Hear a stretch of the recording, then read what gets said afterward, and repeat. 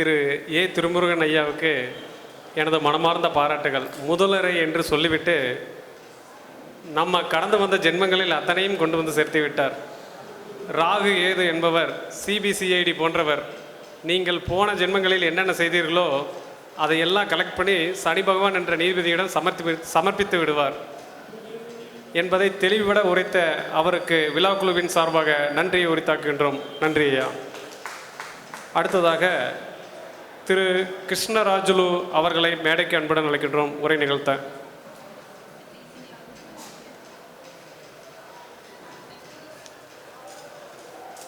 அன்புடைய, நான் மேடையில எல்லாம் பேசினதில்லை. நானும் ஒரு சாஃப்ட்வேரில் தான் இருந்து வந்திருக்கேன். சீக்கிரம் முடிச்சிடணுங்கிறனால நான் அப்படியே டோட்டலாக படிச்சிடுறேன். எக்ஸ்ப்ளனேஷனில் எதுவும் கொடுக்குற மாதிரி இல்லாதனால நான் விரைவில் முடிக்கணுங்கிறனால நான் அப்படியே படித்து காமிச்சிடுற மாதிரி பண்ணுறேன். அதுக்காக மன்னிக்கவும்.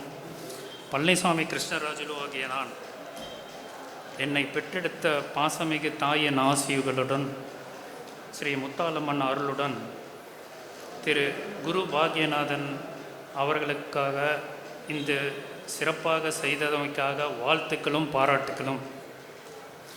இங்கு கூடியிருக்கும் சான்றோர்கள், ஜோதிடர்கள், எக்ஸாக்ட் ப்ரெடிக்ஷன்ஸ் வலைதள குடும்பத்தார், சகோதர சகோதரி நண்பர்கள் அனைவருக்கும் வணக்கத்தை தெரிவித்துக் கொள்கிறேன்.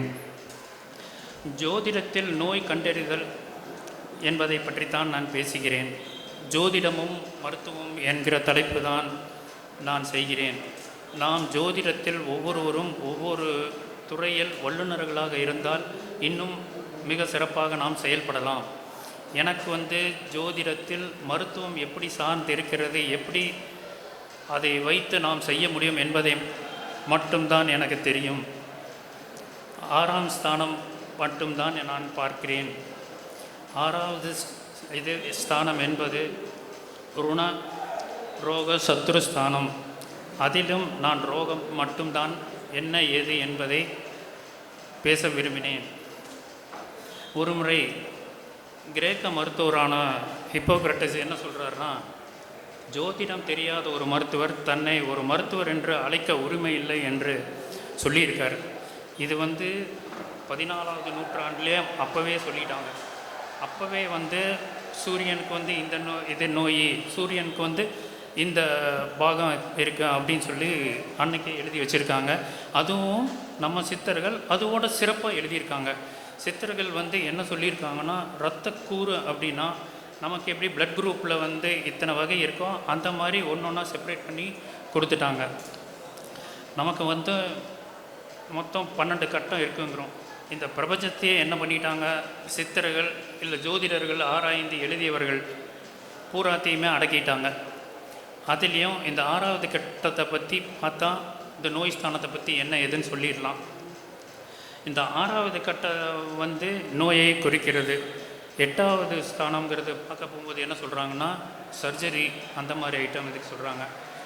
12வது இது அப்படின்னா ஹாஸ்பிட்டலைசேஷன்லேயே ரொம்ப நாளாக ட்ரீட்மெண்ட் எடுக்கிறது அப்படிங்கிறத பற்றி தான் இதை விரிவாக சொல்லியிருக்காங்க. இப்போ கிரகங்களில் ஒரு இதுவும் உறுப்பை குறிக்கிறது நான் சொன்னேன். அதுபடி பார்க்க போகும்போது சூரியன் வயிறு, இதயம், தலை போன்றவற்றை குறிக்குது. சந்திரன் நுரையீரல், இரத்தம், மூளை போன்றவற்றை குறிக்குது. இதுபோல் புதன், குரு, சனி கிரகங்களுக்கும் இருக்கின்றது. அடுத்தபடியாக சூரியனானது வெப்பம் தொடர்பான சம்பந்தமானது என்பதனால் சூரியன் வெப்பம் தொடர்பான நோய்களை பாதிக்க செய்கிறது. சந்திரன் மனம் தொடர்பான நோய்களை செய்ய சொல்லி தருகிறது. செவ்வாய் இரத்தம் தொடர்பான நோய்களும், புதன் வாதம் தொடர்பானதும், வியாழன் கட்டிகள் போன்றவற்றையும், சுக்கிரன் மர்ம உறுப்பு நோய் போன்றவற்றையும் தருகிறது. சனி சிறுநீரகம் சம்பந்தமானதும், ராகு மற்றும் கேது பாலியல் பாதிப்புகளை ஏற்படுத்துகின்றது. ஒரு ஜோதிடரானவர் மருந்துகளை உட்கொள்வதற்கான வழிகாட்டுதலை எடுத்து வழங்குகிறார், கூறுகிறார். அதுவே போல நோய்களுக்கான மருந்துகளை எடுப்பதற்கு இதுதான் தகுந்த நேரம், தகுந்த புத்தி, இந்த மாதிரி ஒவ்வொரு இதுவும் அவரால் சொல்ல முடியும். ஏன்னா அந்தளவுக்கு நம்மளோட ஜோதிட சாஸ்திரத்தில் முழுவதும் முழுமையாக இருக்கின்றது. இப்போ வந்து ஒரு ஒரு கிரகத்துக்கும் உண்டான தாவரங்கள் என்னங்கிறது பார்த்துருவோம். சூரிய கிரகத்துக்கான தாவரங்கள் என்னன்னு பார்த்தா கருமிளகு, இஞ்சி, ஏலக்காய். சந்திரனுக்கு சந்தனம், பலா, வெள்ளை மூசாலி அப்படிங்கிறாங்க. செவ்வாய் கிரகத்துக்குன்னு பார்த்தா பூண்டு, கற்பூரம், கடுகு. இது போன்று புதன், வியாழன், சுக்கிரன், சனி, ராகு, கேது போன்ற கிரகத்துக்கு அனைத்துமே இருக்கின்றது. இதோட ரொம்ப முக்கியமாக என்னங்க பார்த்தா ஒரு ஒரு கிரகங்களுக்கும் ஒரு ஒரு வேருன்னு சொல்லியிருக்காங்க. நம்ம வந்து ஒரு ஒரு கிரகத்துக்கும் இந்த கற்களை போடுங்க, ஜெமாலஜி அப்படிங்கிறது சொல்கிறோம். அதே மாதிரி இந்த வேரை வந்து ஒருத்தருக்கு வந்து கையில் போட்டுக்கோங்க, கழுத்தில் போட்டுக்கோங்க, இடுப்பில் கட்டிக்கோங்க அப்படின்னு சொல்கிறாங்க. நோய் தீவிரமாக இருந்துச்சுன்னா என்ன சொல்கிறாங்கன்னா அந்த மூலிகையை உள்ளே கொடுங்க அப்படின்னு சொல்கிறாங்க. சூரியனுக்கு என்னன்னு பார்த்தா வில்வ வேர், பேல் ரூட் அப்படின்னு சொல்கிறான் இங்கிலீஷில். சந்திரனுக்கு வந்து கிருணி பழ வேர், செவ்வாய்க்கு வந்து நன்னாரி வேர், புதனுக்கு யானை கொடி வேர், குருவுக்கு வாழைப்பழ வேர், வாழை பழம்னா வாழை மரத்தோட வேர் சொல்கிறோம்.